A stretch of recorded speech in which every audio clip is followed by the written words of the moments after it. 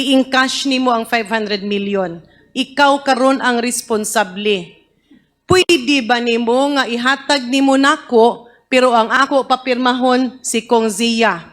Or ihatag nimo nako pero ang ako papirmahon ang katong mga barangay captain dito sa barangay? Is that legal, Mr. Chair, or not? Hindi, ito lang naman. Yun din naman yung tanong ko kanina sa Tagalog. As to Sir whether- Lemuel, you are under oath. No. We would like to help everybody, no? What we need is actually full cooperation because if we realize that many people, high-ranking government officers at that point, yeah, maybe I can ask Ma'am Fajarda, ano po ang ibig sabihin ng isang SDO? The SDO is the Special Disbursing Officer, which is the accountable person for the funds that are being entrusted to him. Thank you very much, Attorney Sunshine. Ngayon, yung SDO, pag binigyan ng pera, cash at cheque, ining-cash ng SDO, who is accountable for that money? It should be the SDO, Your Honor. Okay. Kung siya ang accountable ngayon Me too, Your Honor. na nakaharap niya, Yes, Your Honor. Mr. Chair, I'm not really sure because earlier I was traveling in the province and coming to Manila. Maybe the Secretariat can check on this. I somehow overheard Ma'am Gina Acosta saying na yung iba kay Vice President. Tama po ba? Was it mentioned earlier? Encash yung pera at ibigay kay Colonel of the Vice President. So there was no instance that the money was turned over to the head of the agency or the Vice President? Insofar as what Yun rin kanina si Ma'am Gina Acosta. Sino ang dapat pumirma? The person whom she disbursed the money to supposedly, Your Honor. Okay. Now, Mr. Chair, let me go to Mr. Edward Fajarda. Sir, you are the SDO Your Honor. 3 times. After encashing it, to whom did you turn it over? After encashing it, nagdi-disburse po ako sa security officer. What's the name of the security officer? Colonel Dennis Nolasco. Colonel Nolasco. Buo yan. Hindi po, Your Honor. Kasi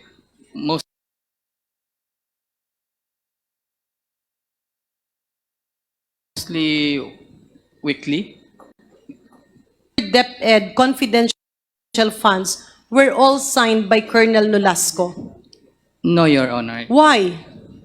Ang naperma po sa acknowledgement receipt ay yung pong tumanggap ng pera. Akala ko ang binigyan mo ng pera si Colonel Nolasco. Ang pinepermahan niya po, yung pong binigay ko sa kanya, yun po ang pinepermahan niya. Pero yung pong acknowledgement receipt, sa field po yan eh. Let's say for example, bayad po sa safe house. Kung sino po yung pinagbigyan niya. So, Mr. Chair, can we now ask the Commission on Audit, Ma'am, can the SDO delegate his or her functions? Mr. Chair, based on the certification po, hindi po. So, hindi pwede na iba ang mang-distribute ng pera unless sila ay SDO din. Ano po ang violation, Mr. Chair, Your Honor, dun sa ginawa ni Mr. Edward Fajarda?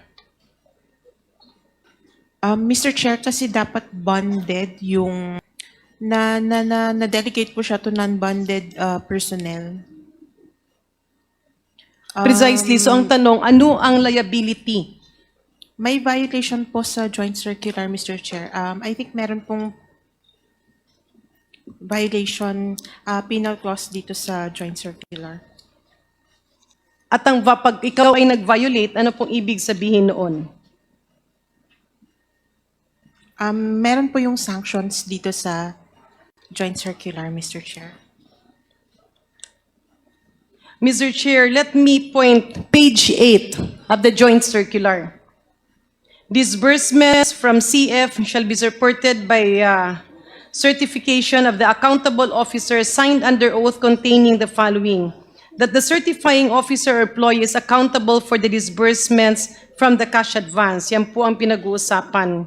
Expenses incurred in connection with the agency's confidential operations. At ang ibig nga sabihin dito is yung confidence building sa Office of the Vice President. In the case of misuse, depending on the participation in the transaction, the budget officer, the chief accountant, the treasurer, and the project officer may likewise be held accountable with the SDO. Naiintindihan po ba ito, Mr. Chair, ng ating kagalang-galang na resource person?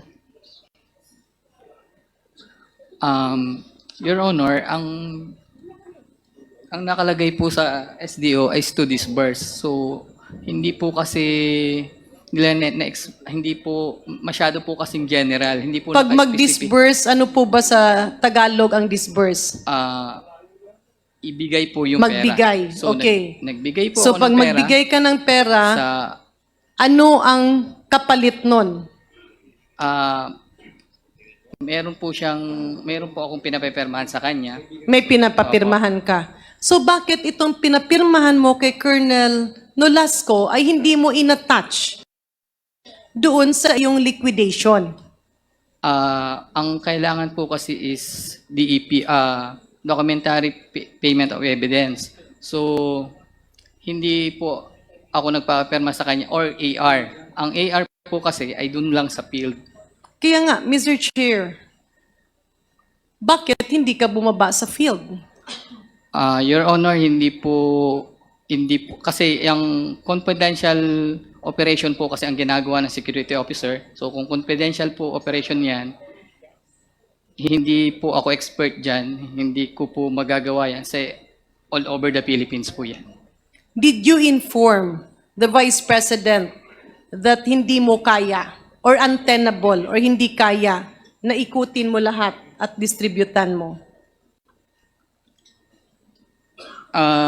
Your Honor, alam naman po yan ng Vice President na Alam niya, pero wala siyang ginawa. nag-assign po nag-designate po siya ng security officer. Okay. At ang security officer na yon ay SDO na rin o hindi? Hindi po, ako lang po. So, can you please describe to this august body the definition of the functions of a security officer? Ang security officer po ay siya po ang in charge sa mga security, confidential information, confidential operations. Kasama ba doon yung pagiging disbursement officer?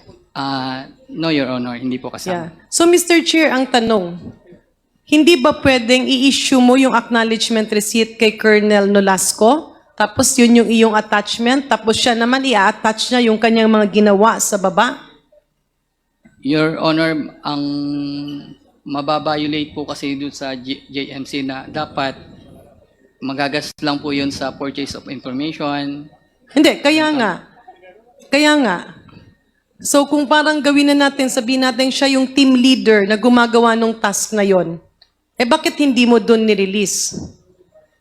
Let's say example, in a field operation in the province of let's say so and so, kung merong tao doon na naka-assign si Madam Vice President, hindi ba pwedeng yung tao na yon lumipad sa'yo, pagkatapos i-release mo, rather than releasing it to one person, kasi ang nangyari niyan, binigay mo sa isang tao, pera yan ng taong bayan, in-entrust sa'yo. Hindi mo siya pwedeng ibigay sa iba ng basta-basta lang. Kasi naka-entrust yan sa'yo eh. Your Honors, yun pong security officer, siya po yung naandun mismo sa area. Asko ang umikot sa baba sa lahat ng ito? Meron po siguro siyang tao kasi hindi po niya kakayanin na mag-isa po yan. That's precisely my point, Mr. Chair. And this needs probably an amendment of the law or an accountabilities of whoever is concerned. Kasi hindi naman sinasabi na i-release mo sa isang tao. Pwede mo naman i-release sa let's say 20 Colonel Nolascos. That's our point. Now, let me move forward. Ang 37.5 million, ginagastos yan sa loob ng 3 buwan. Tama? Quarterly. Tama po, Your Honor. Okay. Magkano ang nauubos nyo in a month's time? In a month po Hindi po pare-pareho. Depende po. Approximately. Approximately. A little over 10 million. I-average natin sa Siguro po. 37.5. Pero hindi Okay. po talaga, malayo po minsan. Hindi po talaga pare-pareho. Minsan mababa. Minsan mababa. Depende po kasi Depende. sa... Yes, My Your Honor. next question, Mr. Chair. Kung hindi nyo matansya, minsan mababa, minsan mataas, bakit hindi nyo ginawang monthly ang pag-disburse at kasi nakalagay sa vault mo, di ba? Then that will actually reduce the risk. Kasi ang ibig sabihin nun, at one point in time, matagal ang panahon, natutulog ang 37.5 million sa office mo. Your Honor, nagdi-disperse po ako sa kanya mostly weekly po. Kaya nga, weekly. Eh kung weekly ka, kung meron kang 10 million sa vault mo, magdi-disperse ka weekly, 2.5, hindi ganun ang risk. Rather than having 37.5 million cold cash in your office. Do you agree or you don't agree? Your Honor, nagdi-disperse po ako weekly mga 4 to 6 million per week. Estimated po yan. Mag 4 to 6 million per week ka. Sabihin na natin nasa lowest. For 4 to 6 average is 5 million per week. Ibig sabihin, that's 20 million per month. That means in 3 months, that's 60 million. Masyadong mataas kumpa sa 37.5. Mr. Chair, either nagsisinungaling si Mr. Fajarda or hindi niya sinasabi ang totoo, which is actually pareho lang. Kanina ang sabi mo, on a monthly basis, ang nire-release nyo is hindi mo matansya.